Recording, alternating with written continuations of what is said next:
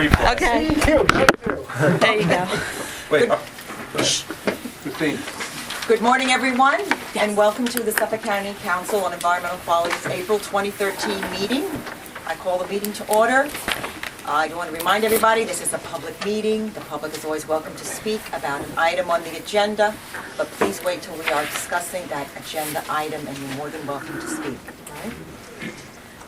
Okay, I want to review the minutes, the March 2013 minutes. Has anyone had an opportunity to read the minutes and review them? Mike, yes? incredibly, I have actually reviewed the minutes on time. And first off, I have to say that they were very, very complete this month, and they really followed the discussion. And I didn't see any changes or anything. So. Anybody else have a chance? Is there a motion? All right, I shall make a motion to accept accept the minutes. Seconded by Jim. Abstain. I wasn't here. I abstain also, I wasn't here. I abstain also. Okay, but all in favor then? Motion carried. Christine, is there any correspondence that we should be made aware of right now that wasn't in our packet? No, nothing. Okay, thank you. All right, we'll move on to the Historic Trust document. Rich? Okay, good morning. Good morning. Updates on the housing program. At this point, we actually do have 3 vacancies. 2 people moved out in the past month, and so there'll be a county employee-wide mailing announcing these vacancies, and then an open house scheduled to try to fill them. And these include the Isaac Mills House in St. James, the West Sayville Montauk Highway Gatehouse, and the first house at Robinson Duck Farm, which has been vacant for a number of years and now has been renovated and will be rented. So those 3, hopefully within the next few months, will be occupied. The custodial agreements, we're still plodding away on many amendments and updates to our agreements with our historic societies. So I really don't have any news to report. We're still working on them as they exist. Current events, I'd just like to point out a couple things. We had a very successful book launch for this Long Island book. It's put out by Acadia Book. It's really a picture book of houses along the South Shore of Long Island along Montauk Highway. And this was held at the Scully Estate last weekend. Got a great turnout. And the reason I'm promoting it is that there are 6 county historic sites within the book: Saginaw Coast Manor, Timber Point, West Sayville Golf Course, Brookside in West Sayville, Meadowcroft, and Scully Estate. Okay, so I recommend this book. You can learn a lot about our sites. It has some good pictures in it. And this is put out by Arcadia, and Christopher Calora was the author. He worked with our office. A lot of the pictures in the book are from our office. And also, I'd just like to announce the Earth Day event, which is called the Eco Carnival at the Scully Estate this coming weekend, Saturday, between 11 and 6 p.m. They got a great turnout for this, and the Seatuck Association and Suffolk County Parks are the sponsors of this event. And if you have time, if you haven't seen that place, it's a good time to go. Rich, I got 2 questions for you. Thank you for it. One, I'm just curious, have you ever seen any patterns or discovered any reasons why we have turnover in the housing program? I mean, is there any overall reasons that you've seen? There's different reasons. First of all, just that everyone realizes we cannot provide leases to these houses. We can just provide 30-day license agreements. So people only need to give us a 30-day notice. So that really allows them to move on. And then for different reasons, especially the West Sayville Gatehouse, it's a very small building right on the highway. That has the most turnover. It's a good starter house until you can find a better place. So that's why we have so much turnover at that location. And some of them are haunted. For the record. Okay, for the record. The other question is, I saw a very interesting article in Newsday about the, I guess it's Saginaw Coast Manor, and Mr. Gardner's will, things like that. I'm not exactly sure of the ownership structure over there, but how does that, can you answer the ownership structure? I mean, who actually owns it? Well, no, the ownership structure is very clear. The county owns the property. And the Saginaw Coast Manor Historical Society, with I guess, the blessings and the support of the county, has sued the David Lyon Gardner Foundation to get funding for the site, which they claim was the reason the foundation was established in the first place. And the courts have decided that, yes, they have cause. Well, they have standing. They have standing. They have standing. Right. Okay, so the county then owes, that's what I thought. I mean, Oh, it was a that's bond- very clear. It was bonded out, I remember that was. No, it's very clear, it's a county park. Okay. It's definitely county It ownership. was not clear in the article, which was a Right. little bit confusing to me. And I have, addressed this in the sense of a request of what we could use the money for, the county attorney's office, so they're well aware of this case. And it would be great if we could get some additional funding from the foundation. Does the county have any, I want to use the word influence, but what relation does the county have to the foundation and the three trustees? Is there any formal legal relationship or anything? No. So it's just basically a trust fund? It's a trust fund, but it was established, when they owned Saginaw Coast Manor. And that was the primary purpose of the foundation, was to maintain an open Saginaw Coast Manor Yeah, to the well, public. I remember when it was established way back when, there were tax aspects to it. Yeah. This is the way you avoid estate taxation, things like that. I mean, it's a common gimmick, et cetera, but I was just. But it was open to the public at the time. Yes. This is 1985, when the foundation was established. And the county has intervened in the suit?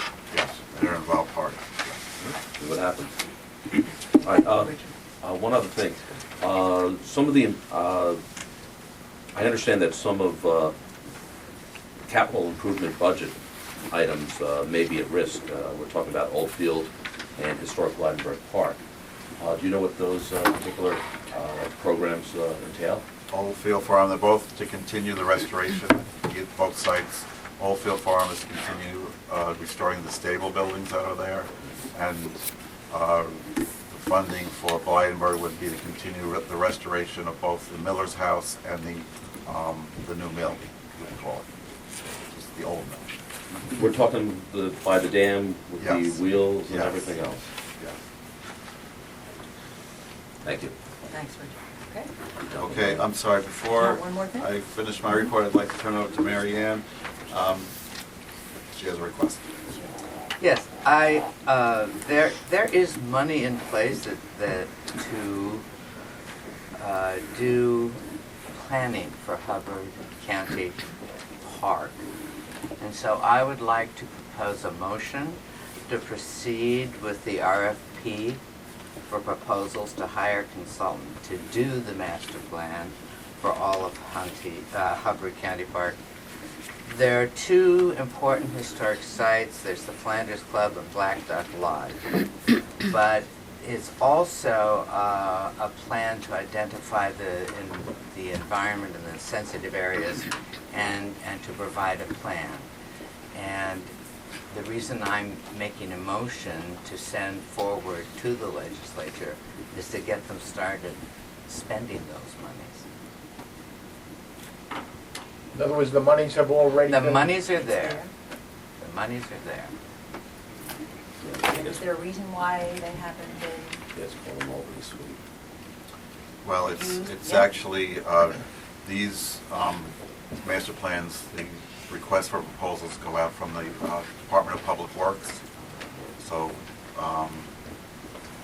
it hasn't happened yet, So should the letter go to DPW? Yeah.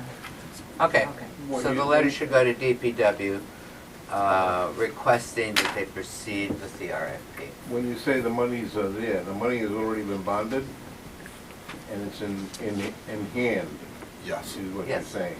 I am saying, Your yes. definition, And you it sure came about the from the bonding? state. Well, yeah, It's Came not from out of the operating? it's It came from the appropriate, state. it's a state grant. All right, It's a then- state grant. Then they can't do an alternate sweep then.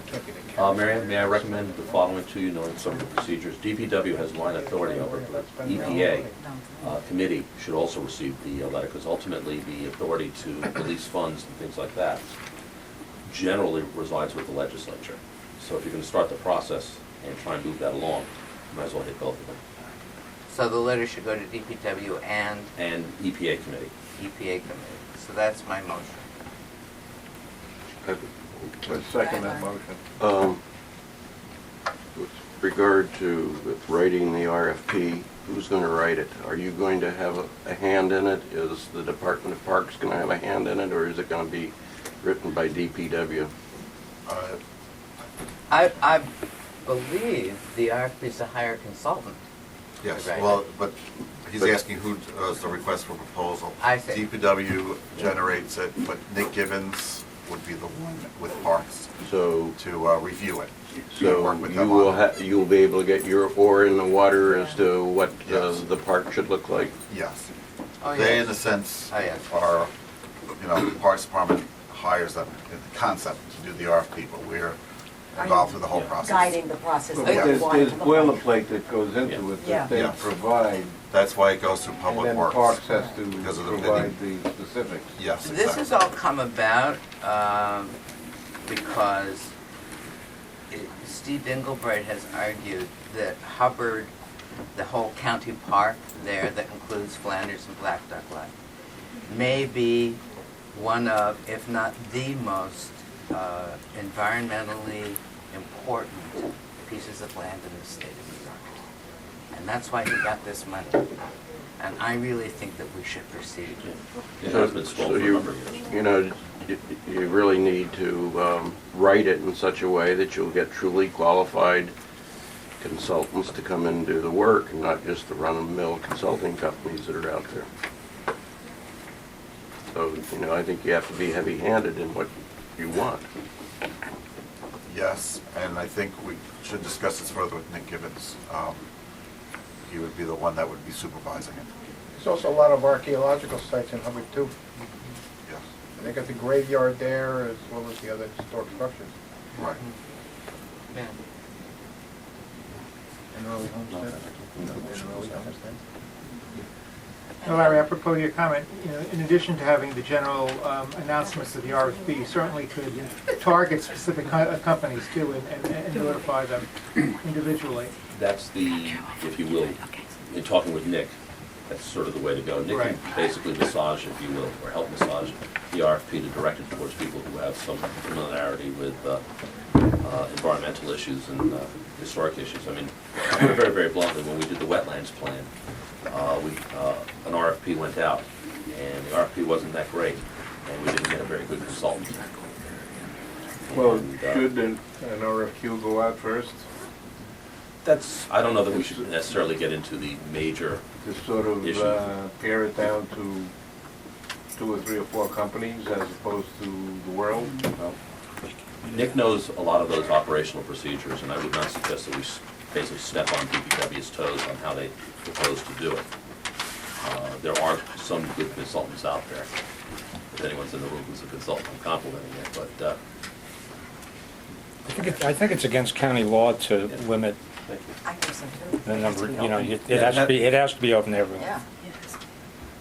Yeah, look at that. Yeah, it has to be open, but you can still notify people that you're interested. Yeah, put in certain qualifications for it. The request can call for certain levels of experience, Yes. certain 10 amount of years, background. 15 years, yes, and certain There's no particular. such thing as directing it to. All right, Rich, did you second the motion that Mary Ann? Yeah. Yes, okay. Let's vote, all in favor? Motion passed. Mary Ann, Thank you. anything else? No, thank you. You're welcome. Okay, moving on to project review. Recommended unlisted actions. Proposed capital project 5603, Yaphank CNG fueling facility. Who do we have here today to speak on it?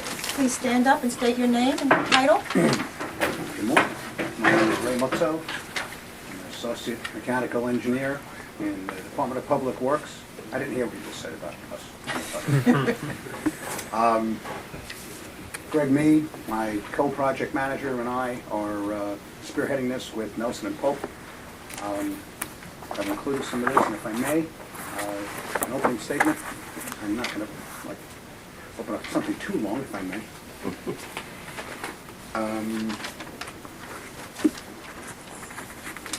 The intent, what I'd like to just briefly state here, because I know you've got the packets in front of you, man. Yes, please. Thank you.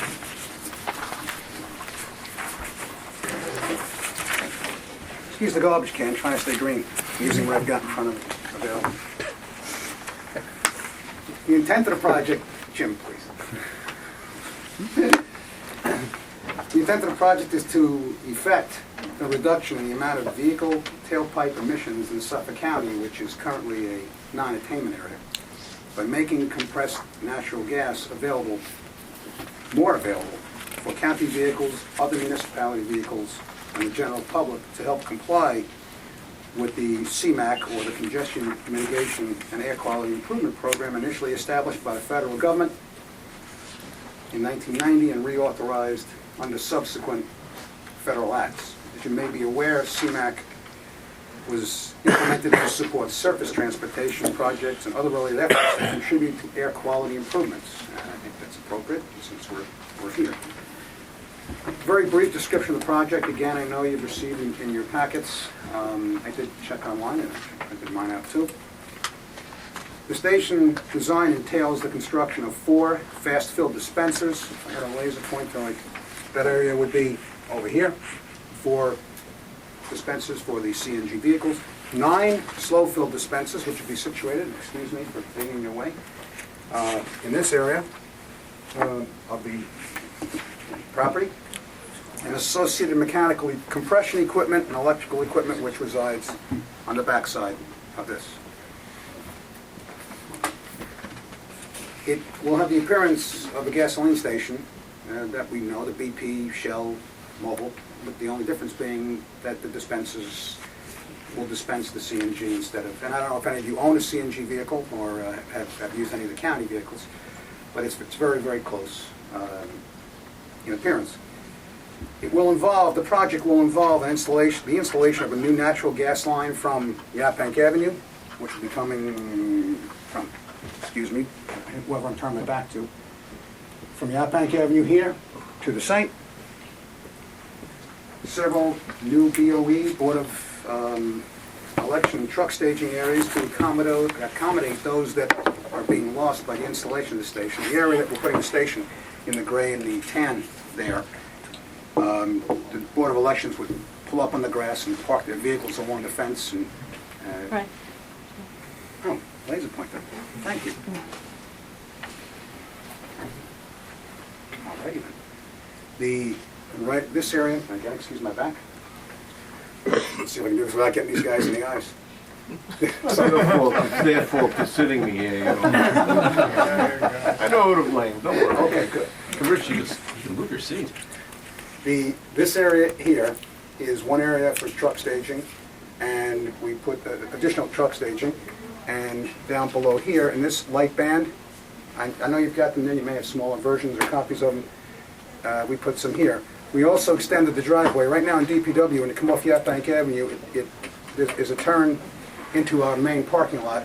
But because of what we're anticipating to be a little bit of increased traffic, not an awful lot, but we're going to have the public, other municipalities and people coming in here, we're bringing this driveway straight to the back to allow for a little better egress for the employees in the back of this area.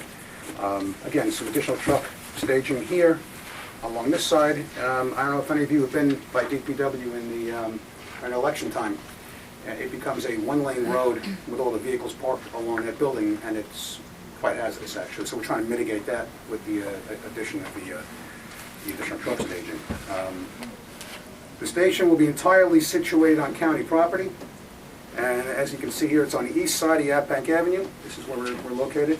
It's on the east side of Yaphank Avenue, north of the BOE building, which is this building here.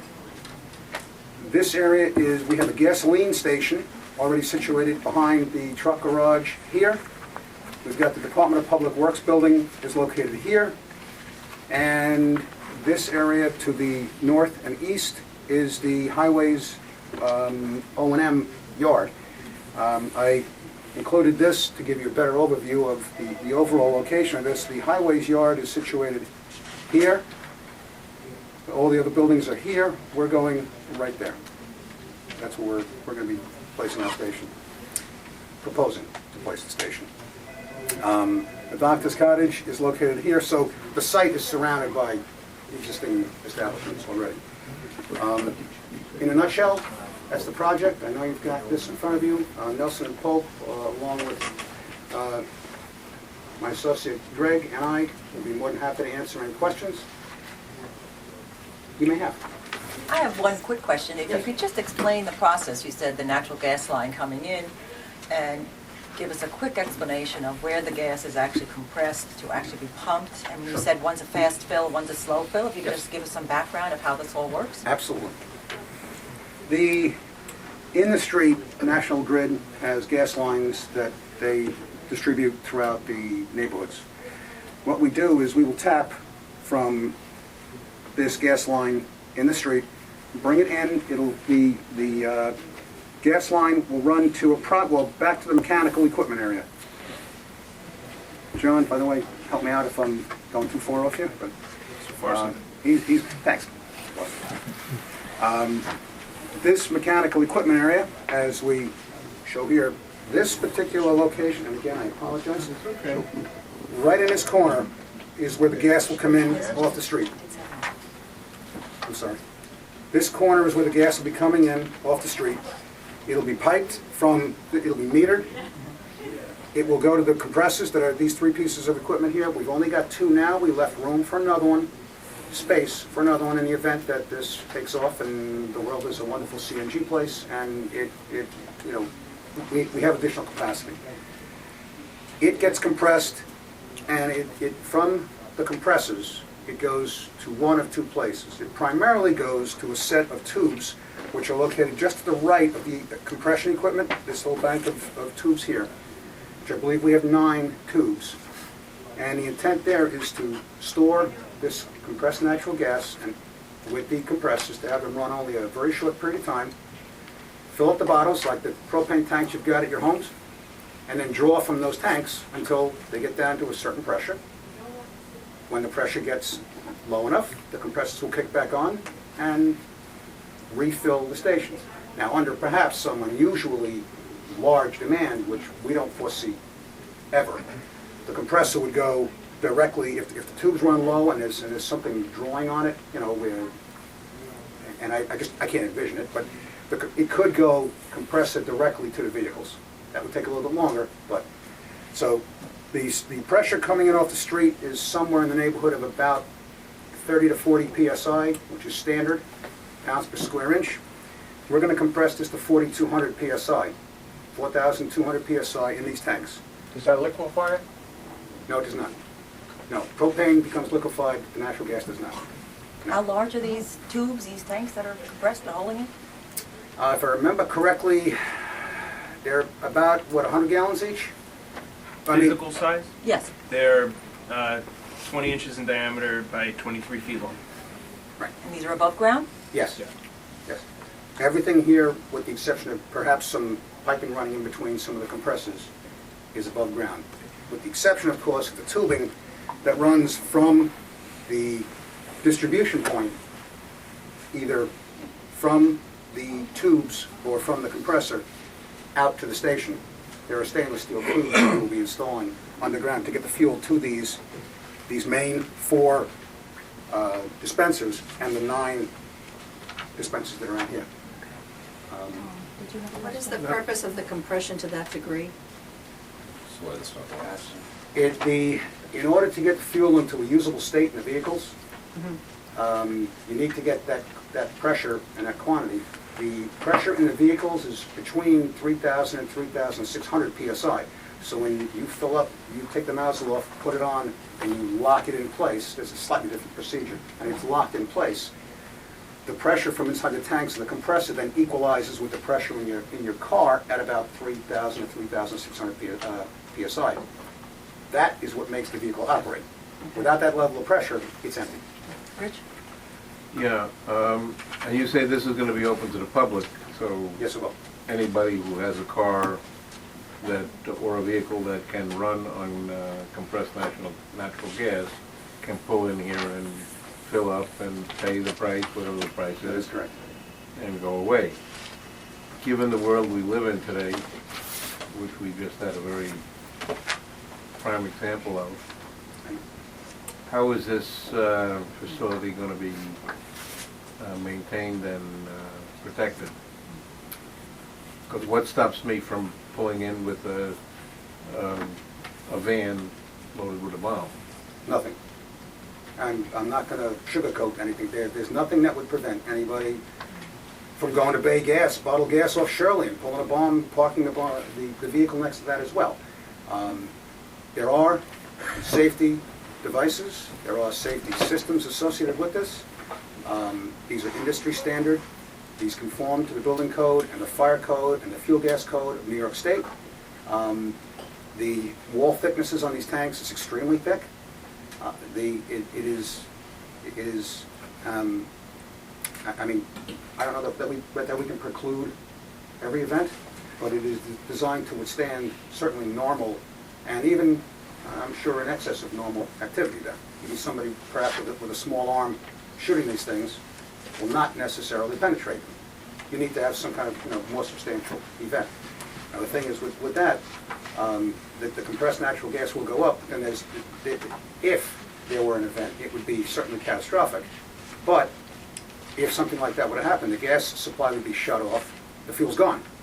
It's not like the gasoline that would necessarily be fed into this, so would continue burning and run into the land next to it. So I don't know if I've completely answered your question. All right. Satisfactory. Thank you. I guess my questions are along the same line. Let me ask a couple of them, and then we'll see where it goes. Does the county have any other facilities like this that we're replicating, or is this the county's first opportunity to become the owner-operator of a facility? There are, and I didn't quite complete your question, by the way, but to your question, yes, there are two facilities that the county has constructed in the past. One in the Comac Highways Yard, over by, I guess it's Costco, where the old 16-plex is, just across the street, across Crooked Hill Road. And the other one is in West Hampton Beach, on the southeast corner of the airport, way in the back. And they're operated for public access? They are operated for public access. They are operated for county access. What has the arrangement that's been made is that Trillium, I believe it's Trillium, right? Right. Trillium Corporation, Inc. Is the operator of the facility. So their signs are all over it, and operated and maintained by them. So we have DPW has led a contract with Trillium to operate these facilities. They set the pricing, they make they handle the arrangements, they do the maintenance work themselves. So with regard to that, there's two parts of the long form that I just wanted to follow up on. Sure. One is that it says the impact, potential risk of closing or release would have a small to moderate impact. You use the word catastrophic, so I wondered if that's, you still want the X in the column number one. The gasoline in your car can be catastrophic. Agreed. I'm just wondering why it becomes small. If the volume is minimized, there's lots of ways to change the size of the event, but is it really small to moderate? From an industry standard, from normal operations, yes, it is. Okay. So, last question. In that regard, for these facilities, whether it's county-owned and operated or privately owned and operated, is there an understanding about what they are obligated to do to engage the local fire protection service, that the town fire marshal box? But like, is Yaphank department given adequate training to be ready to respond to this? If you put one in my fire department's district, it's not environmental, but it relates. Does the county have any kind of obligation, or is there a training package that's associated with opening one of these up that you would then tell the folks that are going to get in trucks and respond to a small to moderate or catastrophic event? Like, do they have to be trained, or can we just pop one of these in and tell the fire marshal, here it is? What's our obligation there? To directly answer your question, I don't know, because that's a fire department, a FRES, Fire Rescue Emergency Services issue. They are, however, part of the design and the review of this. In our building, we will be preparing a building permit application. We will be speaking with the fire marshal, as we did with the other two facilities. They were on board with those. They're fine with those. So I've got to assume that administratively, and I'm sure that administratively, they have the capacity and capability to handle those, and indeed as well. Yes. Eva. Are these the only 3 facilities on Long Island? Are there other facilities? I know they're the only 3 the county is involved with. There's But one across the street. There's one across There's the one street. between the It's been there state building for and So- this building. 15 Okay. years. There's 6 more. They're That's about- what I was trying to say. There's one in Smithtown, 2 in Okay. Smithtown actually that I'm Okay. aware of. There are a couple other out west, if I'm not mistaken, Okay. still in Suffolk County. Right. Smithtown has converted most of its fleet to CNG in terms of garbage trucks and things like that, and they're converting a lot of their municipal vehicles to that as they get funds. I believe the town of Okay. Huntington, if I'm not mistaken, also is pushing a little bit that way. So these are not odd or unusual. I mean, they do exist around here. And the reason I was asking the question is, how does the review process of those, which are not in the county purview, compare to this It process? still has to go through fire marshals and FRES. Well, then state I- regulations. Yeah, and I mean, you've got Article 7s and Article whatever else. Okay. I don't know exactly how they would treat the fire. I mean, I do know with natural gas fires, you have to basically shut off. You Mhm. can't fight them with regular water or anything like that, or foams or anything. Right.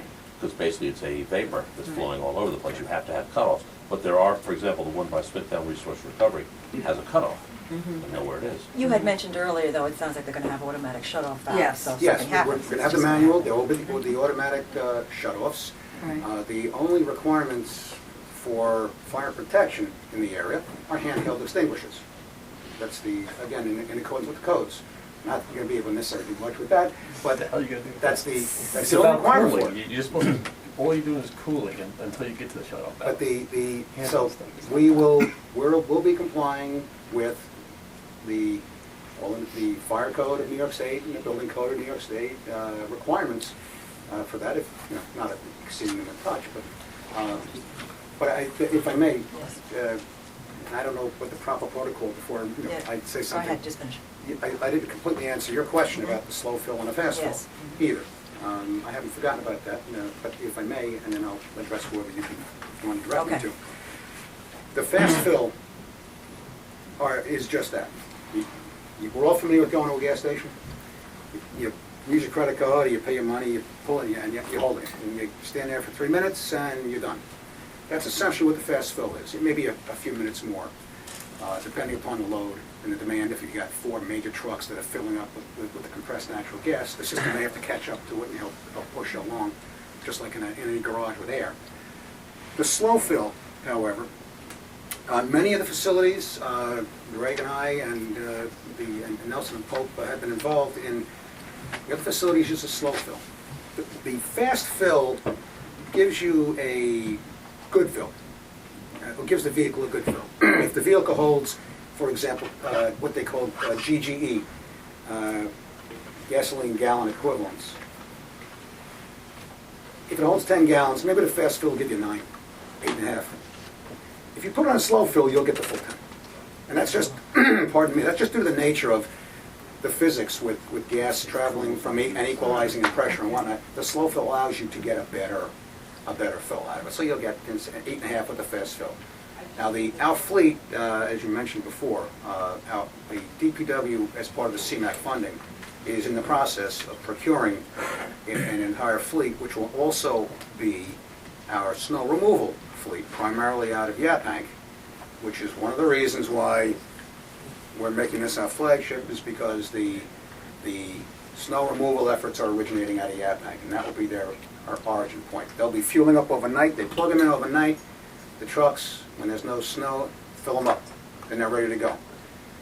You don't have to be there for that. The slow fill areas are behind a lock fence, so the public has no access to that.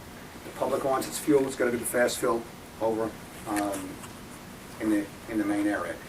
As the trucks go out in the morning, or all the vehicles go out in the morning, they'll drive around, they'll come back, they'll fuel up again, and out they go. Administratively, DPW will be taking care of getting the fast fill and slow fill as required to minimize our electric usage and use our electricity to the most effective and efficient means possible. Larry? Yeah, I was wondering, how do you, since this is a county facility primarily, how do you collect taxes from the public?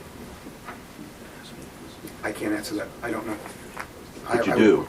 I'm sorry? You do. I wouldn't. It's not taxed as motor fuel. It's not? So there's no, if I have a natural gas car, I pay no taxes? You pay no taxes on the fuel. Really? Okay. Huh? That's the answer. Okay, so that was one. What is your emergency power supply so that it won't go down when you need it in a snowstorm? Very good question. Or a hurricane. Or a hurricane. Or a superstorm. We actually did, we included a standby generator that will power one of the two compressors. With one of the two compressor units, which will be sufficient to fuel virtually everything at an almost negligible decrease in capacity. You get into physics of everything, you can only compress, if you've got your air compressors at home and you folks, you only get so many standard cubic feet per minute, you can only compress so much. Under normal operating conditions, we have two compressors if our demand's there. We will, and stepping aside, we have them on a lead lag. If we need lead lag, meaning we'll run one for a week or a month, and then we'll switch over to the other one to keep them both exercised.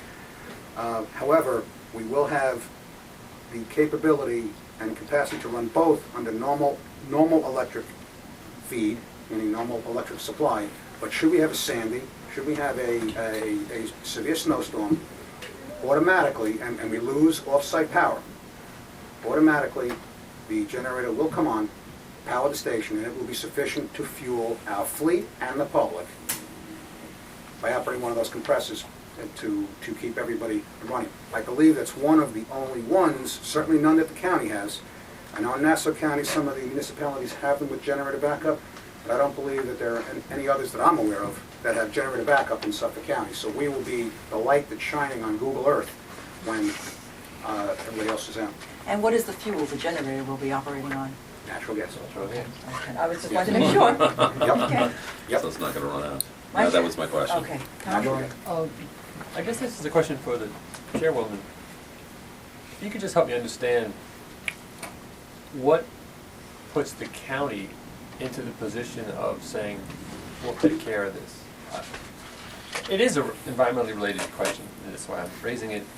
If we want this market to take off, and we want lots of people to use these kind of vehicles because they're better environmentally, air quality wise, right? That's why we're doing it for air quality.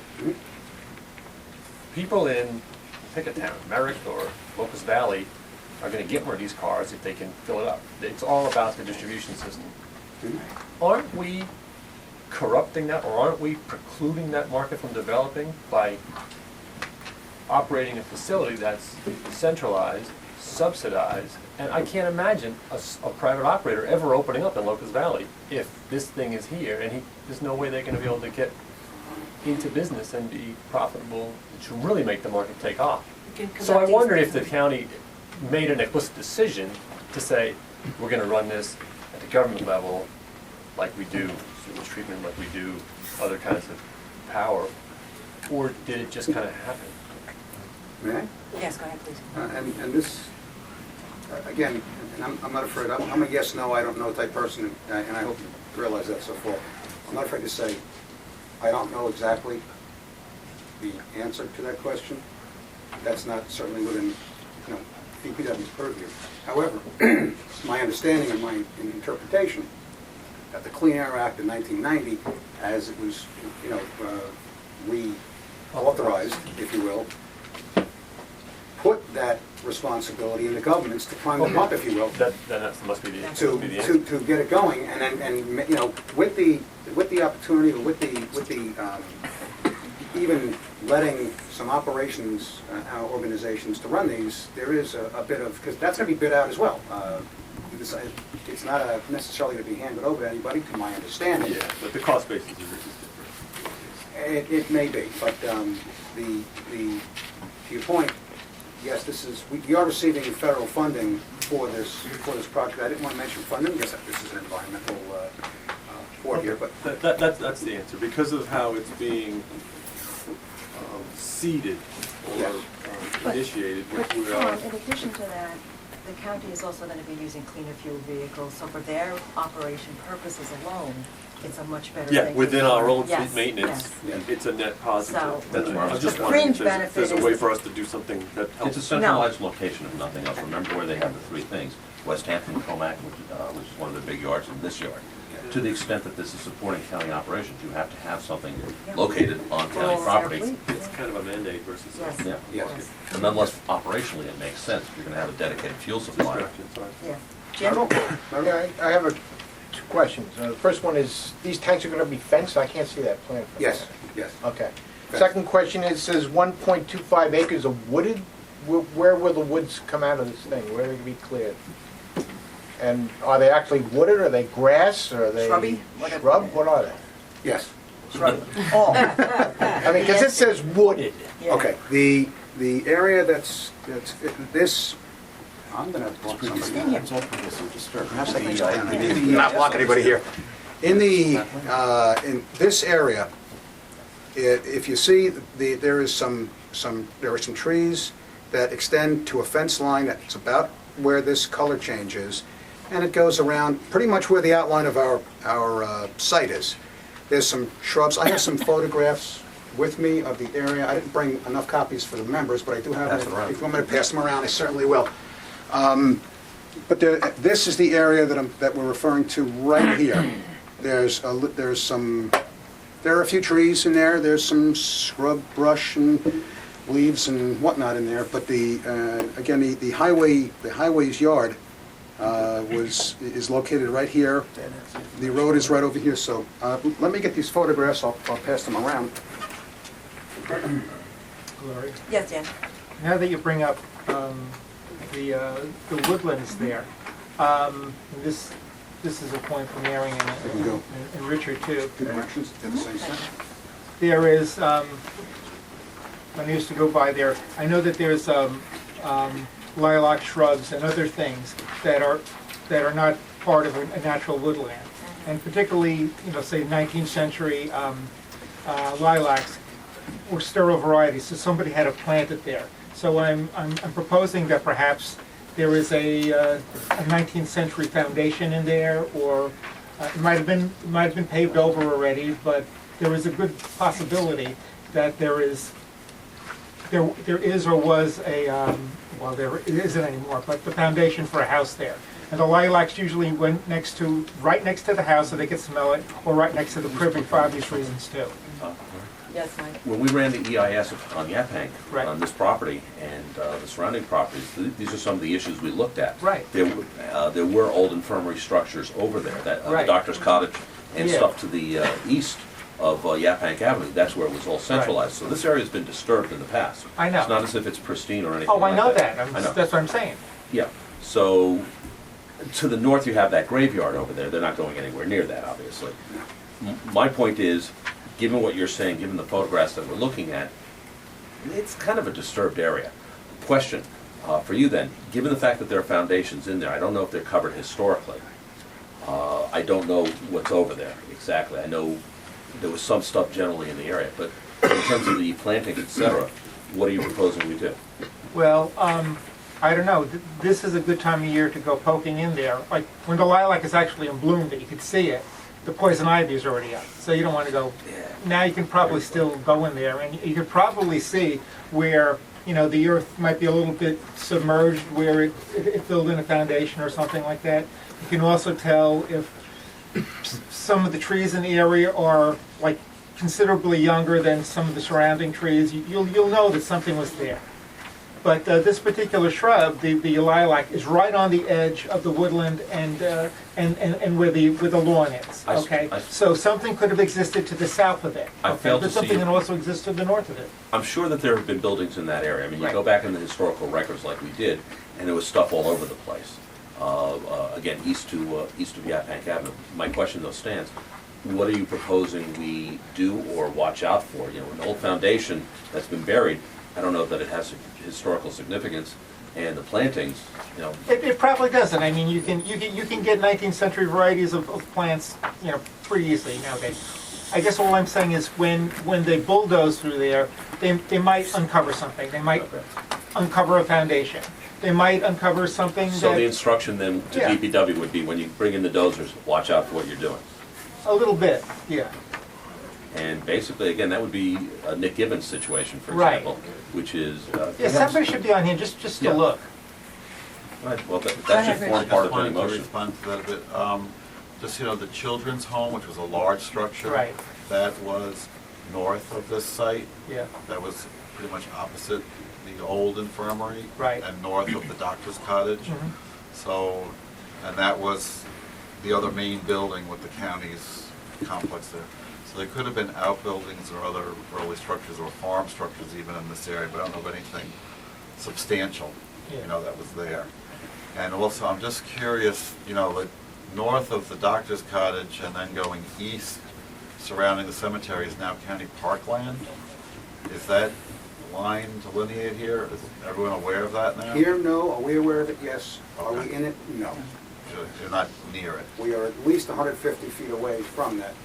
'Cause I don't know if everybody realizes that here, the wooded area just south of the We're ready for this one. expressway and just north of the doctor's cottage surrounding the cemetery is now county parkland. Yeah, that was the 30-acre Funny you should baseball ask. stadium that Right. Thank we you. I identified as noticed being a major problem, and it is now part of it. So that's been protected, and this is all south of it where you're, Yes. This is the map that was attached to the resolution that declared that parklands. The Came prepared. I tried. The corner that you're referring to, that is closest to this site is, and forgive me for any of you paying attention over there, this is the corner of the area. Our station's going here. We're not going any further north, and north is, and this drawing is this way, and on this picture is this way. We're not going north of this line here. So, again, You're not in the parklands we're then. not in the parklands. We're at least 150 feet away from the parklands. Yes, we checked. We're not in the parklands. Yeah, What are we is, doing? yes. Is there a motion? All right, I'll make a motion. This is unlisted negative declaration with a recommendation that someone from Parks Department be on site during clearing of the land to observe and save artifacts as they may appear. Second. Right, first, any more discussion? Yeah, I'd like to add to that all the local firematics regulations and state regulations will be adhered to, which means that negates impact to. I might rephrase that as saying that you might want to also see how the local fire department is built into the process. I mean, this is Yaphank. Well, it goes to Frez, and Frez touch bases with all the local fire departments. They have training across the street and everything suggest else, so that I Your assume... wording could just say something to the effect of mitigate against any potential activities which might exceed the moderate to small impacts noted on the form. I mean, if that's what they say it is, and so they must have been able to determine that. We just want to make sure it stays that way. I don't know how to throw that into Yeah. a motion, but, Try and rephrase your motion. well, okay, well, the first part stands. Unlisted neg deck, somebody on site to watch and preserve artifacts during the clearing of the land. I guess adopting what Jim is saying, that careful coordination with Frez be not certified, but be placed on the record, if you will. Well, they have to do that. Yeah. So what I'm saying here is that all local fire codes and state regulations governing such facilities will be adhered to, which they're already doing, but Yes, all that right, shows fine. that All they're state- negating All the state impact. and necessary fire regulations be adhered to. Would I like to say what he said? And Tom, I understand your concern, but I think by I think saying that's that, wrapped in, yeah. that's sufficient to cover what you're concerned with. Okay? That's my motion, All I'm right, so sticking we have to a it. motion. Is there a second? Second. Seconded by Eva. All in favor? Motion passed. Thank you very much. Sir, can I ask you one more question before you go? Will Suffolk County... I already got the egg deck. Hey, I can withdraw it. I'm sorry. Because I actually got one other question also. I am kidding. How can I help you? I'm not sure whether Suffolk County Transit has compressed natural gas vehicles in their fleet, but will they be using that too? I know the companies that we contract with usually have things on site, but I don't know. There's been an expansion of that fleet, whether they're going to use it. I think it's all going to be part, I'm sure they'll be using it. Because it even sounds like what you described, having them in, existing county facilities in Comac and over in West Hampton.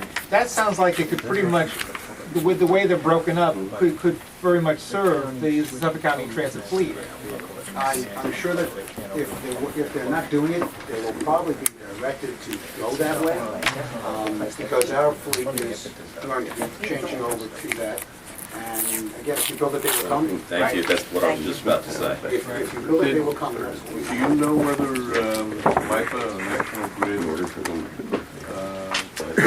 has a facility in Lakefront? I do not know. I know and originally they were going to build one there. And they have a maintenance yard there where their trucks come in and out. No, I passed there a couple days ago, there's nothing over there. That's the way I get to work sometimes. Inside? Inside, I didn't see anything. One other question, during the winter time, I know that there were some problems with some of the CNG stations around here. Frozen nozzles and things like that. I know one incident was maybe somebody was just not paying attention to what they should have been doing. But have you seen any problems in terms of inclement weather? For example, Smithtown's fleet of CNG vehicles have a lot of inlet problems, and they tend to break down very, very easily. Have you seen any of those kinds of problems? Or do you anticipate anything like that? No, I have not seen, and no, I do not anticipate any problems with that. The boiling point of natural gas, correct me, is somewhere around 44 degrees below zero, or maybe that's propane. It's very, very low. So things freezing, and perhaps the inclement weather is if the nozzle gets cold, the water or the snow that might be on it might freeze up a little bit. Correct. I can't see. I just happen to know there were a lot of problems, and there were disparate reasons during. The only thing I can do is perhaps ask John, do you have any knowledge of any issues with any of that? Related to the vehicles? I feel like, okay, because, again, Smithtown had one in the station down here about a mile away, or They half had a a mile problem away. with their vehicle or with the station? Well, the station half a mile away froze up for quite a while. And the one in, I know there were some, Smithtown has continuing problems with, again, the inlets inside the engines for whatever reason. They break down a lot. Yeah, a lot of the Packer trucks are converted. They're not built off the line, and there have been issues with some of the conversions. Thank you very much. Thank you. Presentation. You can keep your neg deck. Thank you. Okay, let's move on Appreciate to your time. recommended type 2 actions. Ratification of recommendations for legislative resolutions laid on the table March 19, 2013. They are in our packets. Is there anything, John, that we should be up to speed on? Anything in here that you want to add to this before we make a vote? I think, all Pretty the, straightforward? yeah, pretty, They all look pretty unlisted in type 2. Motion accept staff recommendations. Okay, is there a second? thank you. Seconded by Tom. This is the SHPO letter. All in favor? Let me give it to you. Motion passed. Thank you. Lori, I have one question. Yes, Tom. Are we going to get to torture the people from Cornell? I look forward to this every year. I'm just asking, do you have your medieval torture mechanisms here? You think I go anyplace without them? Okay, next on the agenda. Suffolk County Stormwater Management Program Annual Report 2013. Who do we have here to speak today? You're wearing a mosquito hat. It's in my car. I can get it. Who do we have here to speak for the Just let Suffolk the County last Storm- speaker out, I'm sorry. Thank you. Good morning, Emerson, and Good welcome. morning, thank you. Emerson Hasbrook with Cornell Cooperative Extension Marine Program. Mind if I sit? No, that's fine. It's an electric chair, so watch Oh, it. okay. So if I say something I shouldn't, I'll get a little jolt? You need the pointer from Michael? I don't think so. We have some extra copies of the annual report, if anybody wants a copy. Thank you, Madam Chair, and members of the council. Thank you for again allowing us to present our annual stormwater report as part of our public participation, public hearing process on behalf of Suffolk County for the annual Phase 2 Stormwater Report. We've done this for many years now and appreciate the opportunity to use this forum as a public hearing on our report, and the public hearing opportunity will remain open until, help me out here, guys, you know? May 15th. May 15th, through May 15th. So we'll accept comments today, but anybody can send in written comments to us, and they can also comment through our website, I believe. Right? Is there an opportunity through the website to comment? I believe so, there's a Yeah. link to this email. With me today are some of my stormwater staff as well. Mark Capolino, Scott Curatolo-Wagaman, Warren Brousseau. And this is a joint program with Suffolk County Department of Public Works and Department of Economic Development and Planning with Cornell Cooperative Extension, and those two departments oversee our contract. We've got Eric Berge from DPW today, Frank Castelli, and Elise, I'm going to say O'Brien, but I know you've got a new last name, I'm sorry. Okay. From Department of Economic Development and Planning. Funding is through the 477 Water Quality Program. And I'd just like to say that issues and questions raised by this council over the past few years have been very helpful to our program. So we appreciate your input and your comments. I'd actually like to start off with the review that we got back from the DEC.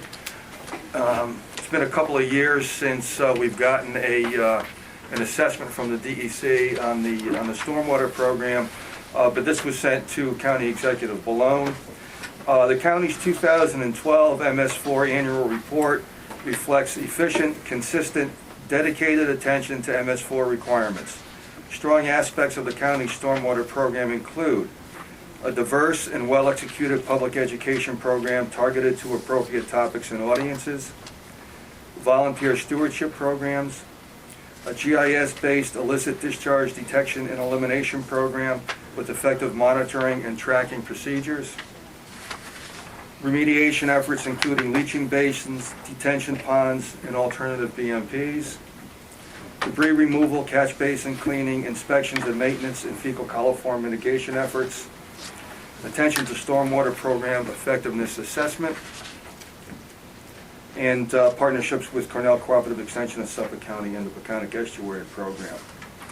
And the summary statement is, Suffolk County is making important strides in achieving regulatory compliance while protecting and restoring the valuable water resources that are essential to Suffolk County residents, businesses, and property owners. So the county has gotten an excellent review from the DEC on its efforts. I'd like to take this opportunity to review our activities for the past year from March 2012 through March of this year. And I'm going to go through it by the minimum control measures. There's 6 minimum control measures. The first two are the first one rather is public education and outreach. And under that activity during the past year, we've conducted 95 classes in schools throughout Suffolk County, where we've reached 2,481 children.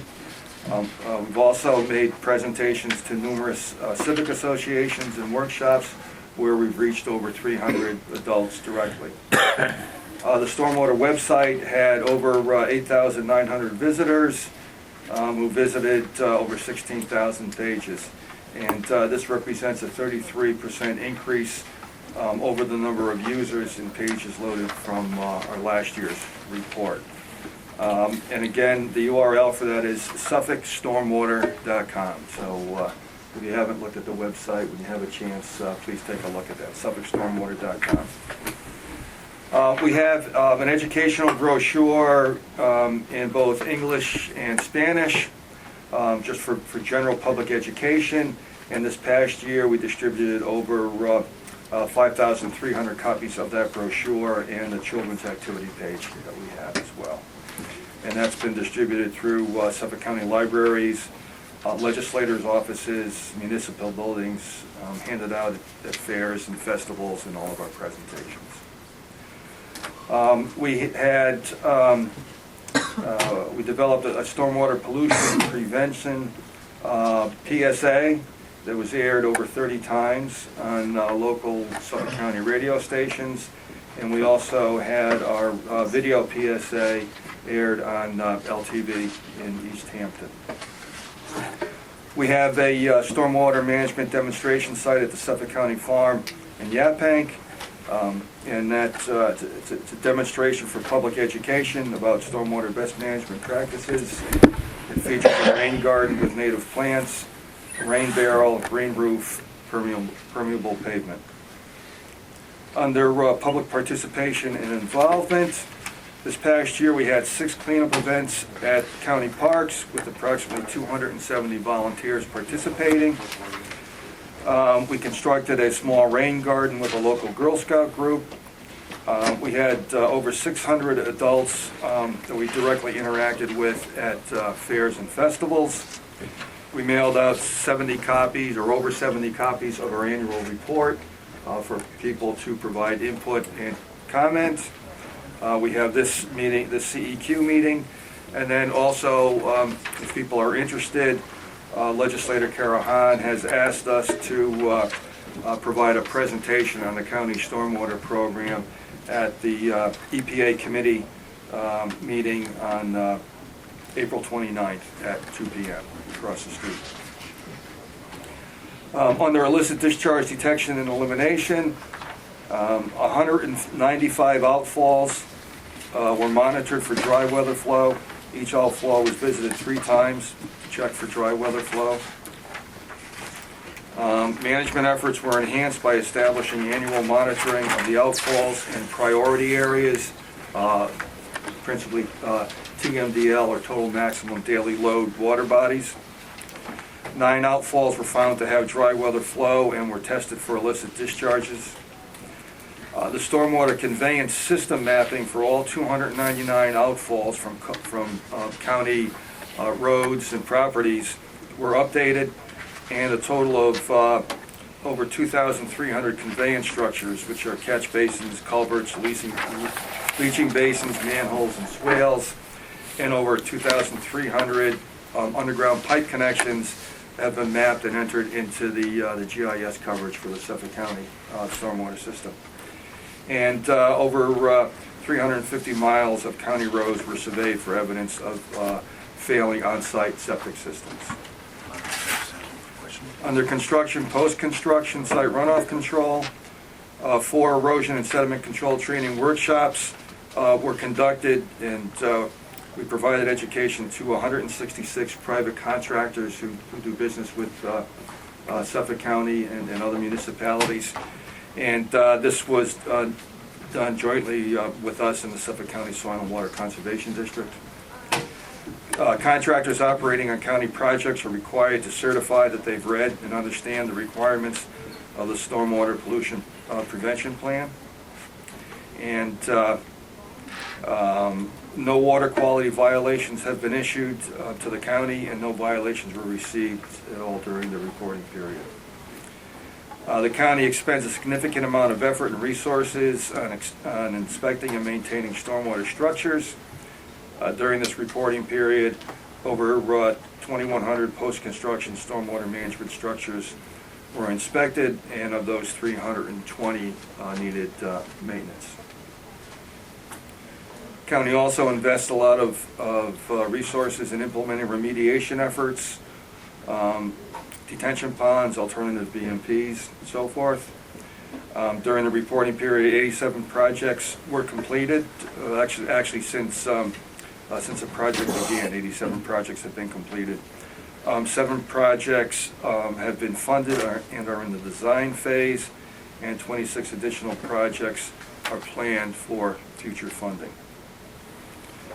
for retrofit plans and watershed improvement strategy documents for the 17 total maximum daily load watersheds where Suffolk County has roads or properties within the watershed of those TMDLs.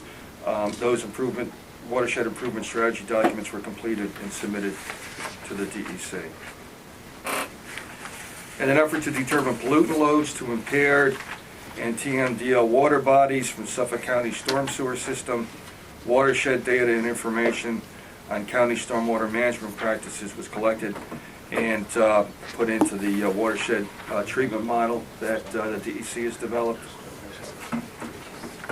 And lastly, under pollution prevention and good housekeeping, roads, bridges, and parking lots were swept according to the county annual rotating shift schedule, and approximately 1,000 miles of roads and 100 acres of parking lots were swept.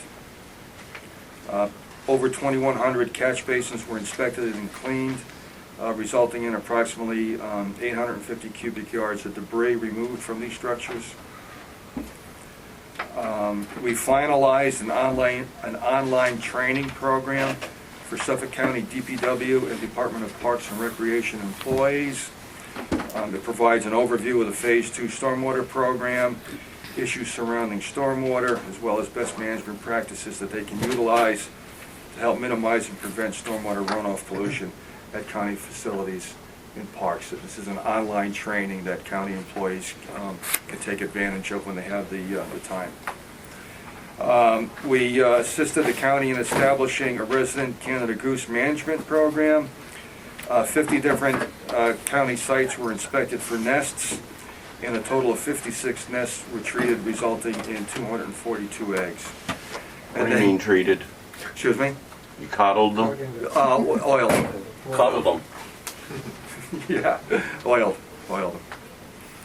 And this year, we actually found that some of the geese are nesting on the roofs of some of the buildings. So this year, we're expanding our efforts up onto the roofs. A genetic mutation. Has anything been done around the Dennison building here? Yes, this is one of our sites, and I think, isn't this... Based on your success here, I'd say you failed. It seems to be working. It's a tough battle. By the way, Emerson, you're driving me to drink. It really is a tough battle. You know, you oil the eggs, and so that, that prevents those eggs from hatching, but, the Canada goose population is so large throughout Suffolk County. Are there any good recipes for them? And then, lastly, Dr. Swanson, we've noted your concern about overland flow every year and have included those comments in our stormwater annual report. I have a question about that. Okay. I keep getting notified that in the South Shore in Suffolk County that there are still closure areas that have existed since Sandy, but they were open prior to Sandy. And the question that I'm asked is, what is the source? Now, Southwest Sewer District, as I understand it, didn't have any reported leaks. I was wondering, in your surveys, do you have any clue what is causing these closures? Not specifically, but I know that you're referring to shellfish harvest areas being closed? Yes.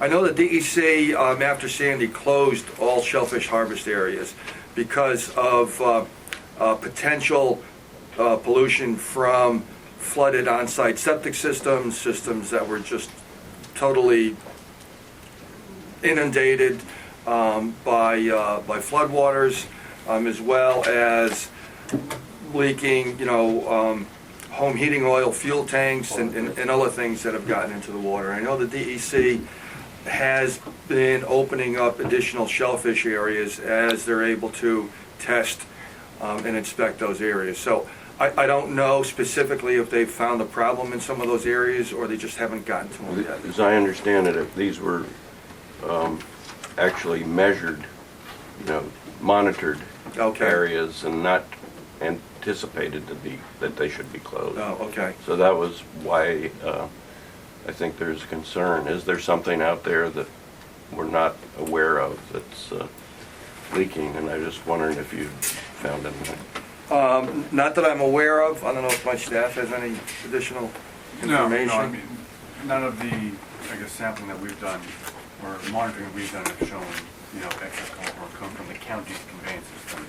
But there's lots of other possible sources, wildlife, other municipalities' conveyance systems, just private property, pet owner, stuff like that. And then also the septic systems, which, when they're that inundated, some of them are going to be failing, and, Yeah. it's pretty much a known, so. Okay, thank you. Do you know specifically which harbors are embayments? We can check into it. I'd have to go back and look, but it's, I think, South Shore. west of Southwest Sewer District. They could not blame it on Bay Park, I know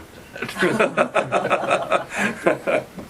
Okay, Jim? I have a question. Where are the sweepings from the roads and the parking lots and all that stuff disposed of? Eric, can I defer to you for that? I would actually defer to Cliff Mitchell, who's our Director of Highway O&M, who's not here today. That's more of his area of expertise. But they have to be disposed of as hazardous waste, do they not? I believe they are landfill.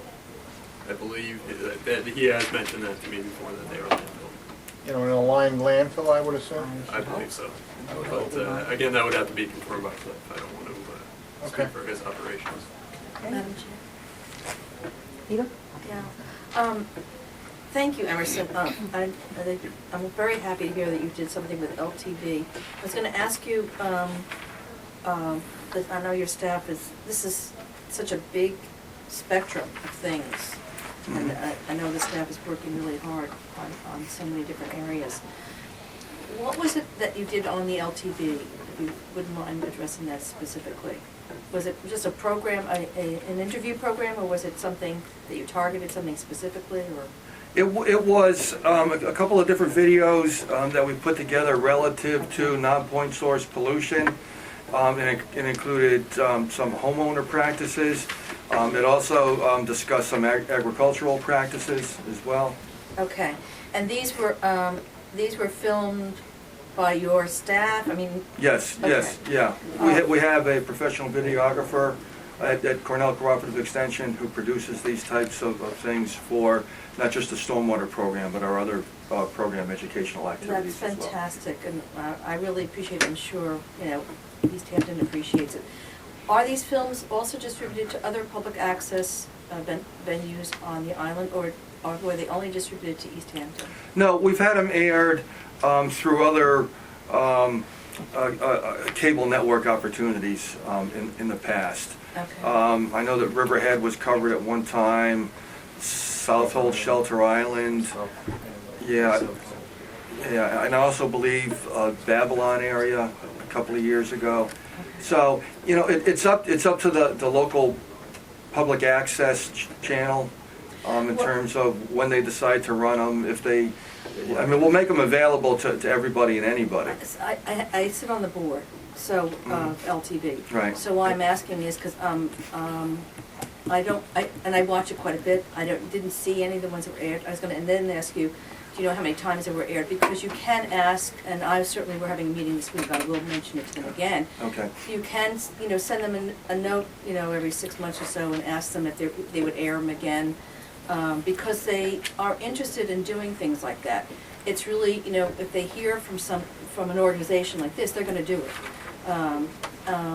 Do you know how many times they were aired? Because the local community does watch these things. Yes, and in fact, thank you for the suggestion last year. That's how we got them on LTV, was from your suggestion last year. Yes, and I thank you for following up on that Yes, very much. and that's why I said, Yeah. the comments and questions and suggestions from the council are very helpful to us. So yes, we followed up on that. I had our videographer contact them a couple of weeks ago as we're putting together our report, and they said that they don't track when and how many times the PSAs are aired. They run them when they have the opportunity, but they don't, that was the response that we got back. They don't track I'll find out more the about number that of and get times back or to you. when. I'll find out more about that, but certainly you could just send them a little reminder every 6 months or so if they could put them back on again. We'll do that. And that would be great, Yeah, and. we'll do that, thank you. And certainly all other public access television stations on the island, if you submit the same thing to them, they will show them. And I think that, you know, the public, it's a great venue for getting the public awareness up. Yes, it is, yes. Thank you, we'll follow up with that. Thank you so Mike. much. Yeah. Okay. Emerson, given the fact that we had unprecedented flooding during several of the storms recently, and also the fact that climate change is a very likely problem, and we've got all these outfalls and structures and things like that, do we need to, in your opinion, start changing any of the approaches or doing projects differently? I mean, for example, tide gates on some of the culverts and things like that. I don't know, I know the county has done that on some of them. I don't know if there's a program or if they're looking at it ad hoc. Again, the flooding from the hurricane really put that into a perspective. Is anyone thinking about that on your end of things? Is the county thinking about that? Well, we're always looking at best management practices, new best management practices, alternative practices, retrofits, and so forth. In terms of flappers or gates on stormwater structures, right now we're not aware of any major issues, and correct me if I'm wrong, staff or county people. We're under regular tidal and or rainfall events. There are serious problems with water backing up. That tends to get the attention of DPW pretty quick if there's those issues. On these significant storms that we've had, it just overwhelms everything. Yeah, and there really isn't much that you can do in these significant storms. One place, at least in my community, for example, the water rose up, what was it, 8-10 feet, something like that.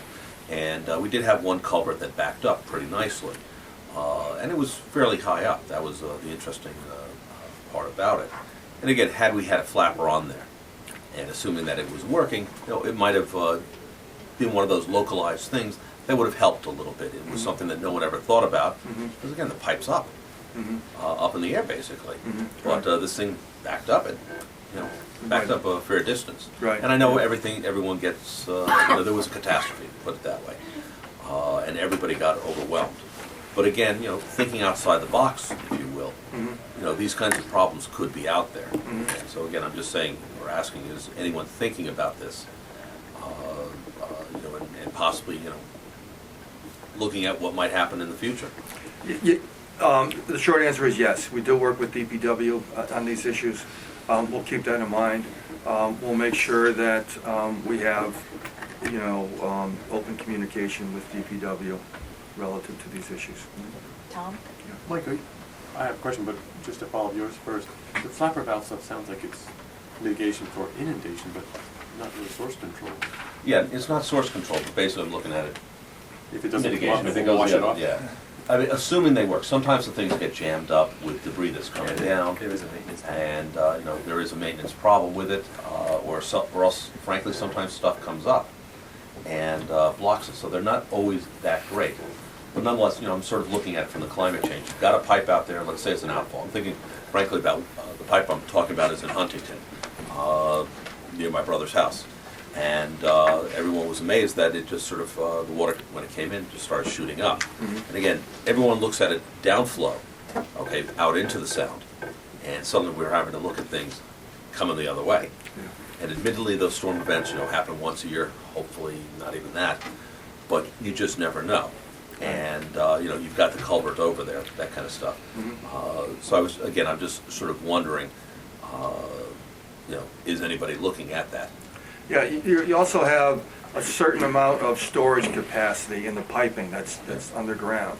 And if it's not a lot, but there is storage capacity there. And if that storage capacity now is inundated by tidal water, that's less stormwater that you have, some storage No, I understand the capacity. technical issues and all that. I'm just wondering, is anyone looking at it from that vantage point? I know on the South Shore where you had a lot of pipes, for example, going under Montauk Highway, they were almost like point sources looking the other way.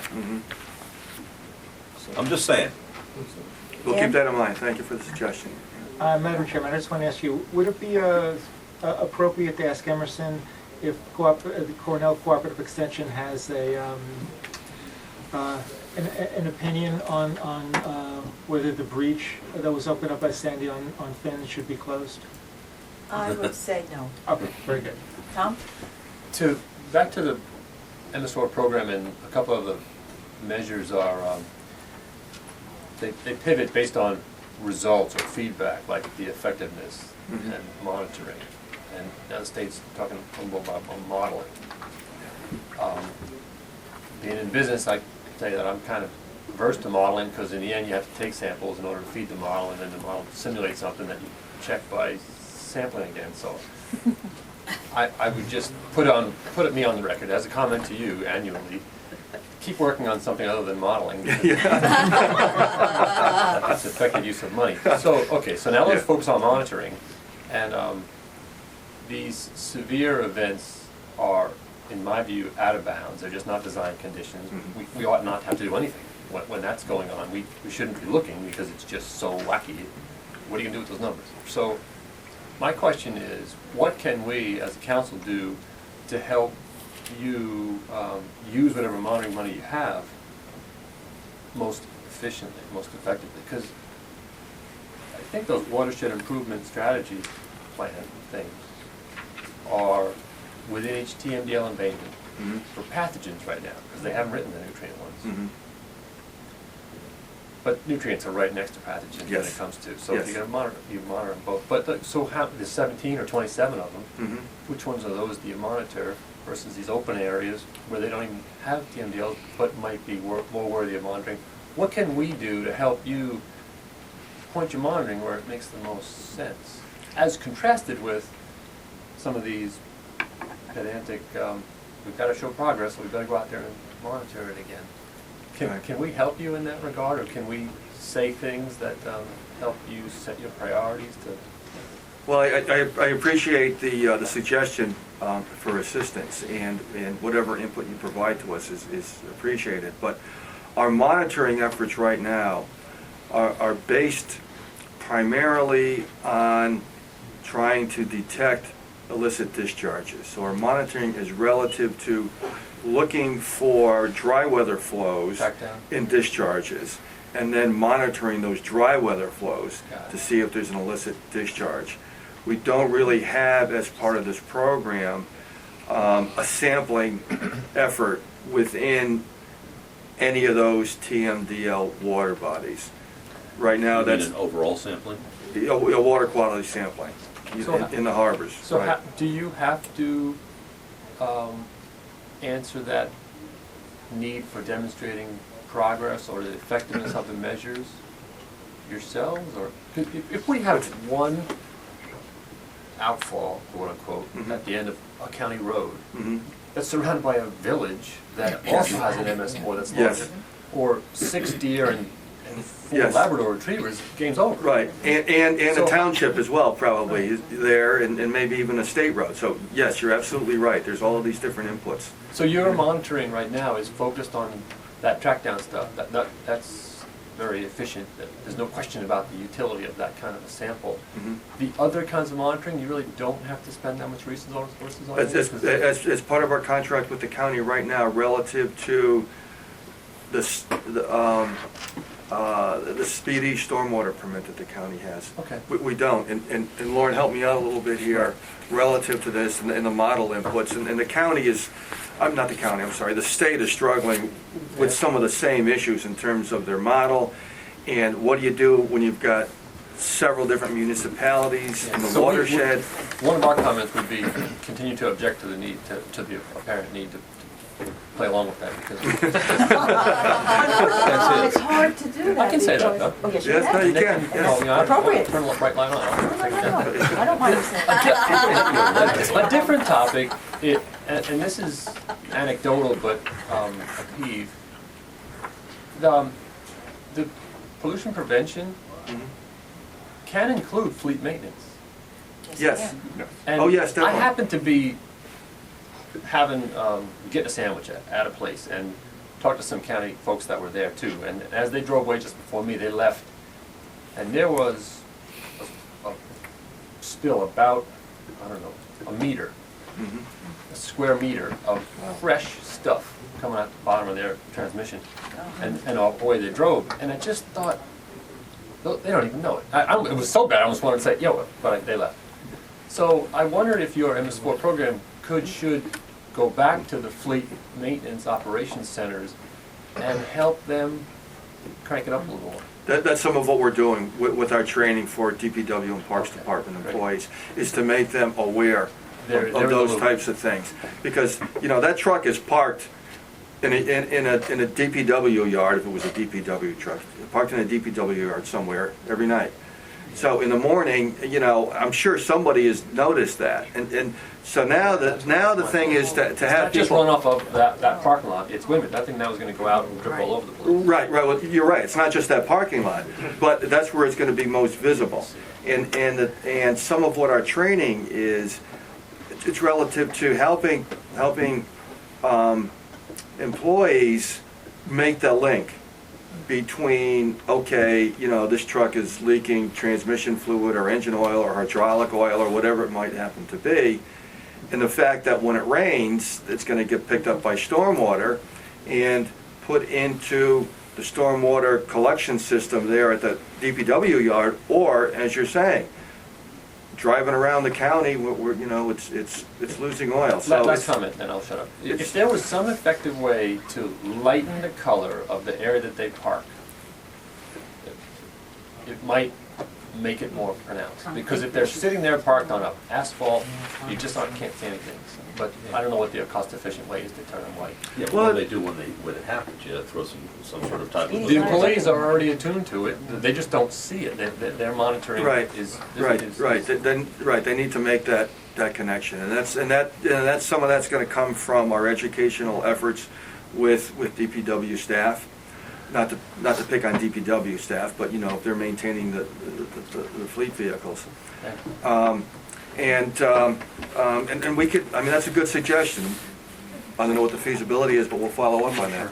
And also, in addition to the training, where we have done some training with managers, we've got the online training we're trying to get all DPW employees to do.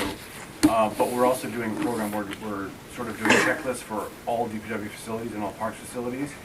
And after we do that, we're going to come up with a sort of pollution prevention plan for each facility, which is a written document where the employee should look at it and go, you know, if there's a spill, you should do this. And there should be a spill kit on site, you know, whether it's kitty litter or the equivalent sort of thing.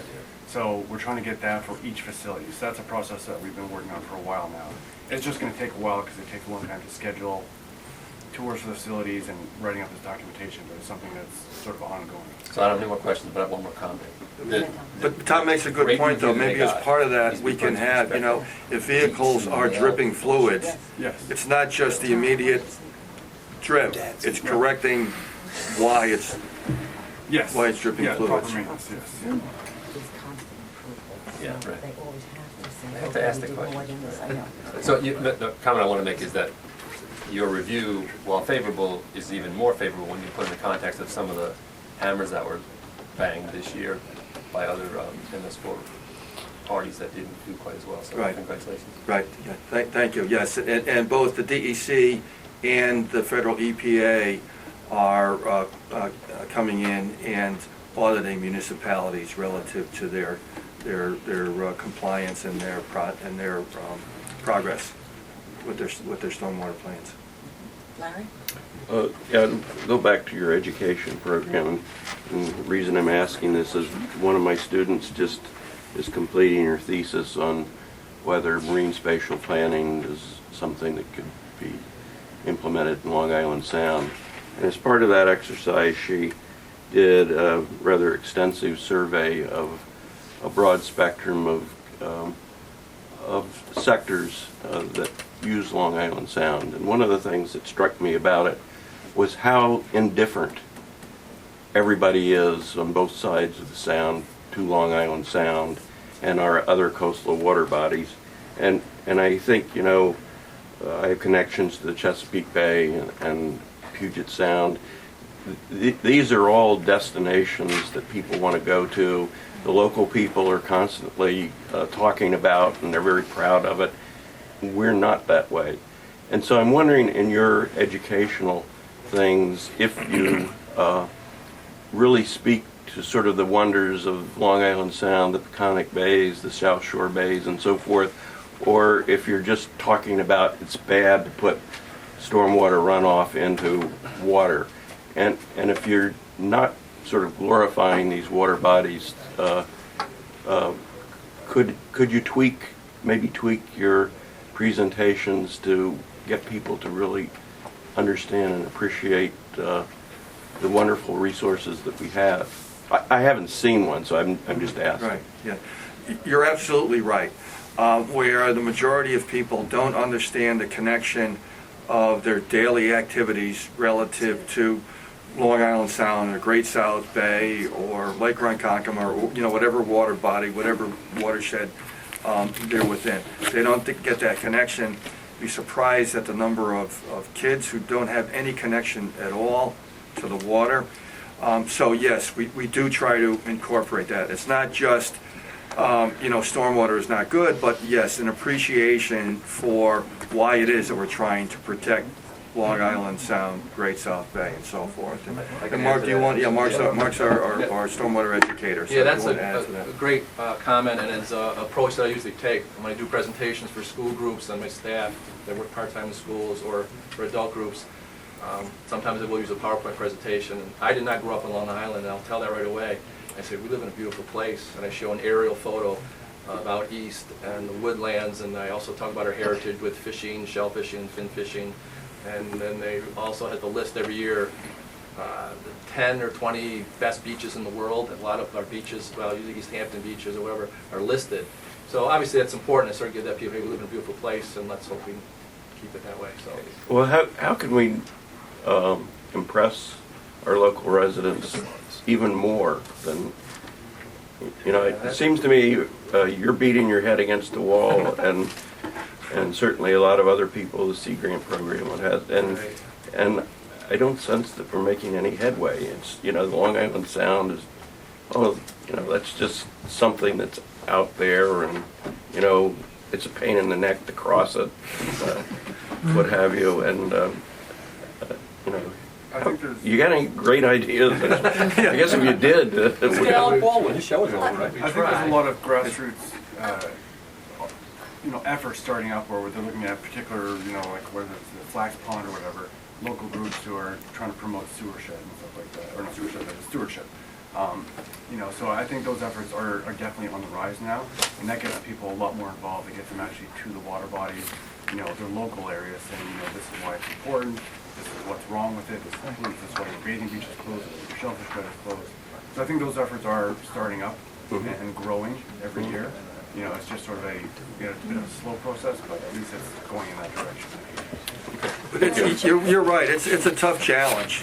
I've said before that for a lot of people on Long Island, you could take the Long Island Expressway and all the malls and wherever it is that people work and just take that all together and transplant it into the middle of Iowa. And people wouldn't make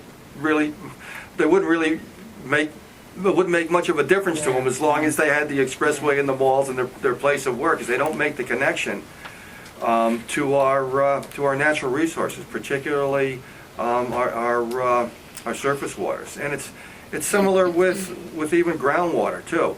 And in air quality and so forth. You'd be surprised that the number of people who think when you flush the toilet it goes away. Well, there's no such place as away. It always goes somewhere. And stormwater, the same thing. It doesn't just go away. It goes somewhere. So we agree 100% with you. Yeah. Good suggestion. Question on the films again. Just want to go back to that for a second.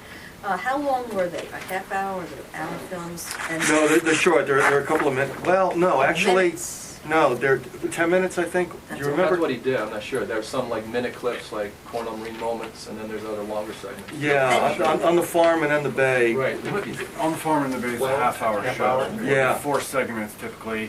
The direct stormwater related PSAs are typically a few minutes. Yeah, 30 minutes. So it depends on what the purpose of the show or the article was. So. Okay, then we've got a range from a couple of minutes to half hours. Okay, and then are those the half-hour ones? Are they ever shown when you do presentations, or do you do presentations that are primarily PowerPoints? Usually, Mark, I'm gonna defer I'll to you. show, usually like a PowerPoint or a discussion with groups, and then I'll insert certain little video clips. Okay. I do have some short, I talk about pet waste, I have a little video clip that shows pet waste, and it's like one of the PSAs, so Right. incorporate into the PowerPoint. I would just like to talk with you some more about this. Sure. Okay. Please do. All right, Mike? Getting back to something that Tom brought up, right now, from what I'm gathering, you guys are concentrating basically essentially upon point sources, the larger sources of stormwater transport and things like that. Are you guys looking at anything that is, I would say, a little bit more attenuated or spread out, basically not pipes and things like that, in a different context, with nutrient loading, for example? Nutrient loading often will come out of pipes where it's gathered stuff up, but also you have a groundwater flow into, for example, the Great South Bay. And that's a very diverse input into the system. Are you looking at that in terms of stormwater transport? Are you looking at diverse flows, basically? Again, I don't know exactly how to phrase it. The answer is kind of yes and no. As part of our educational program, particularly with homeowners, we talk about pet waste, not feeding the ducks or the geese, those types of things, but also, fertilizer application. And trying to make the connection that anything that you do within the watershed has the potential to affect water quality of that receiving water body. So, in those regards, yes. And part of the goal of the stormwater program is to overall reduce the pollutants that get into the stormwater. It's not just all about, collecting the stormwater and doing something with it. It's reducing the amount of pollutants so they don't get into the stormwater to begin with. But in terms of groundwater underflow, as part of the stormwater program, no. But there are other programs that are looking at groundwater underflow. And the Cooperative Extension Marine Program is involved in some of those. Yeah, but I'm talking about in terms of what we're dealing with here and your program that you're administering. Again, basically you're concentrating on the, if you will, the engineering side of things. You're looking basically at the primary point sources of culverts, ditches, things like that, whatever. Yes, again, as well as education about keeping pollutants out of stormwater. But that's also, in a way, directed by the DEC Speedies permit.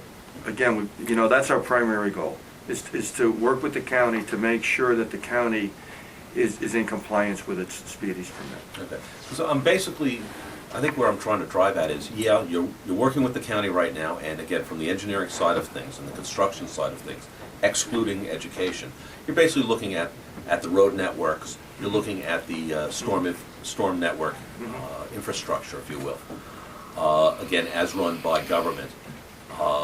My question then focuses upon, if you will, the non-governmental aspects.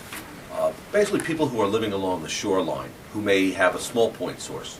You're basically saying that you're not necessarily looking at that.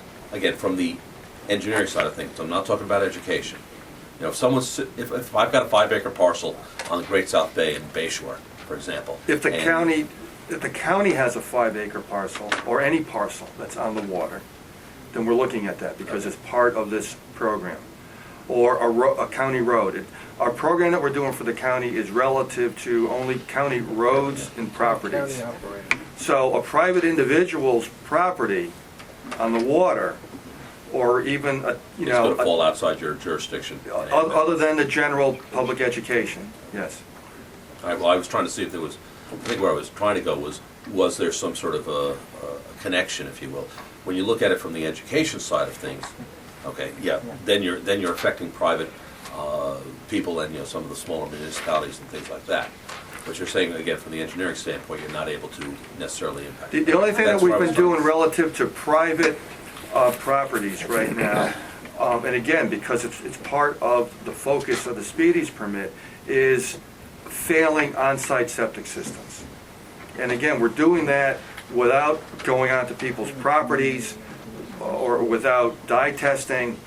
We don't have the authority to do that, but we're doing the best that we can to try to see if there are failing septic systems. But again, that's within the storm sewer shed of county catch basins and discharges. Right, so there is a connection, you're just not. Well, there's, can I add to that? The rewrite that happened, I think, 2 years ago now, attempted to shift the responsibility for septic failures onto the villages and local municipalities, even though it's the county, Department of Health, that says, yeah, you can put it in. And so that was always difficult, but they said, it's gonna be done at the village level, take care of it.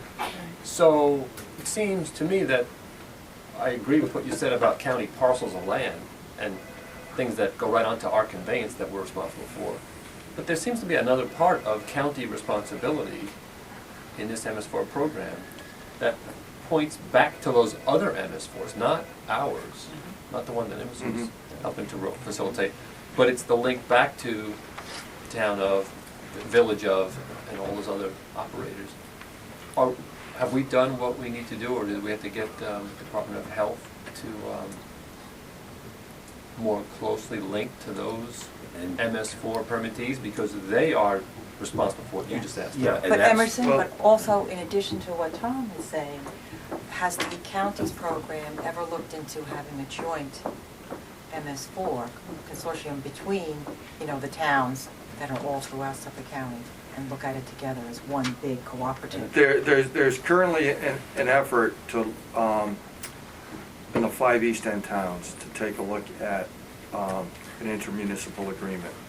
That maybe is the comment that we should start hitting at, because. And that's, relative to the Peconic estuary. I know as a village official, I used to get extremely upset with decisions that would come out of DOH with a septic system.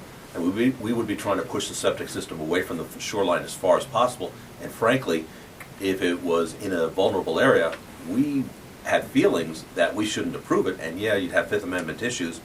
No septics, no house. Okay, we were never able to get there, but we'd be pinned by DOH each time, because they would approve something 75 feet away. Well, we had 100-foot setbacks from the water, etc., and DOH would basically sell us down the river.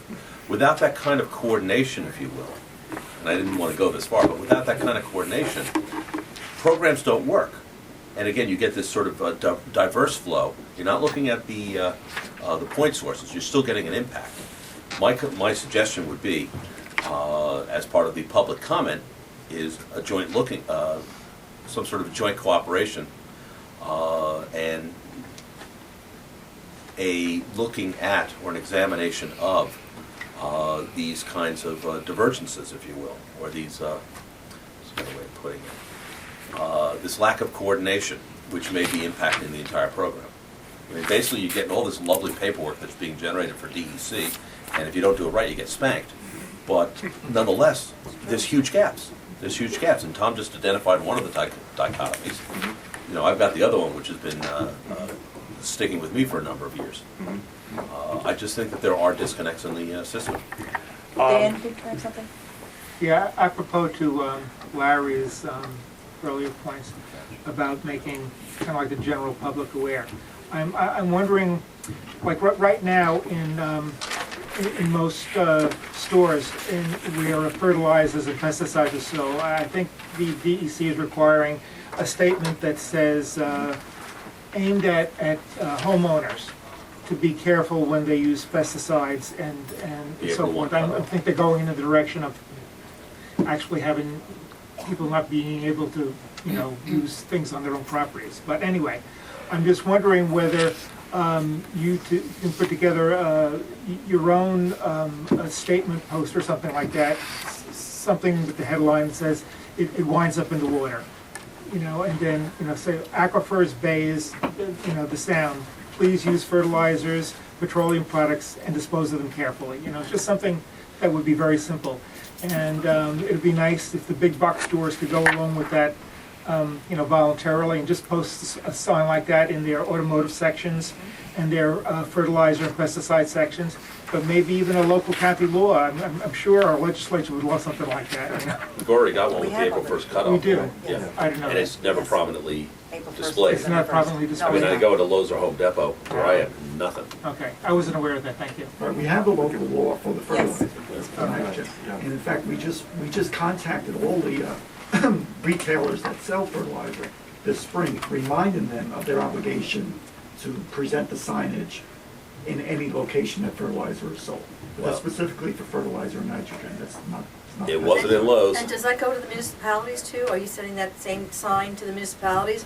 No, Because that I goes know with- in East Hampton, they will post things like that. We send the literature and signage goes to all the retailers that sell fertilizer, Okay, so you don't send them to municipalities as of not yet? specifically to. So that might be another option, because I know when I go into East and Southampton towns, villages and town things, I see postings all the time, so, and a lot of, homeowners go in there, especially homeowners who are not year-rounders, who are looking to do something, and they, for them to learn the laws, what's going on, so that might be another venue So for what you. we're doing is specific to the local law that was passed 4 years ago by the county. I understand, but I just think that it might be another worthwhile place to put it. Rich, did you have a comment? That'll be the last Yeah, comment. very quickly, what's the penalty for not posting the sign? I mean, if I walk into Lowe's or into Home Depot and I don't see such a sign and they're selling fertilizer, Right. what do? Call the health department and say, hey, get out here and give them a summons? Or is it just a Yeah. fruitless, Well, to answer your question. another one of those laws that's, The enforcement of the law has been, is the responsibility of the Suffolk County Health Services. You can call the Office of Pollution Control, Suffolk County Health Services, and report any violations, including the prohibition between using fertilizer, outside of the dates. The fine for non-compliance is $1,000 per occurrence. Okay, in the past, now, there isn't any real enforcement mechanism. It's not like the county is going out there right now and looking for violations. Okay, it's something that would have to be has reported to by be the public reported. and investigated. That came before us a couple of years ago, and you're right about the legislation. How about putting out a press release now that we're right about Yes. that time when there's Yes, no, right, yeah. That's a great idea. so, you hit Newsday or in the village papers, it would be Just to remind And people of Right. and on But and on radio, the and put press- it on radio as well. the press release should indicate what a citizen does if they find a violation. In other words, if I walk in and I see it, the sign isn't there, so what, who am I gonna call? There should be some recourse for me, as a citizen. Public awareness is key to the whole thing. Yeah, And it's been yeah. a difficult road to make the public aware, like you're all aware. Okay. Emerson, thank you very much for your presentation. Thank you. And all the hard work you and your team have been doing this past year for the Suffolk County Stormwater Management Plan. We appreciate your efforts very much. Thank you, we appreciate the opportunity to report to the council. Thank you again. Take care, everybody. Thank Your you. torture is finished. For the moment. Any other members have? Our torture of you mean? Never ends. Anybody else have anything else they want to bring up? yeah. Yes, Larry. Talking about public involvement, I went out to a FEMA class last week in East Hampton. It was put on by the citizens of Montauk, I think, and East Hampton, what do you call it, the business group? Chamber of Commerce? Chamber of Commerce. And it was quite informative. And if FEMA has a mechanism, we were both there, FEMA has a mechanism to get down to the local level. They will pay for the classes. The only thing you have to provide is a space for them to do the classes and lunch or something like that, coffee and lunch. And it really, I thought, was impressed with the number of local people that came to the event. And, we should probably be taking advantage of that opportunity to spread the word about storm preparedness and so forth all over the county. And at lunch, there was a speaker from Sea Grant who talked specifically about some of the issues that we're having with coastal flooding and the processes that take place on the South Shore with sand and so forth. So I thought it was a really great opportunity to spread the word about the environment, about climate change and things like that. And something maybe we should think about a little bit. Thank you, Larry. Anybody else, anything? All right, is there a motion to close the meeting? Is there a second? Seconded by Tom, all in favor? Motion passed. Thank you.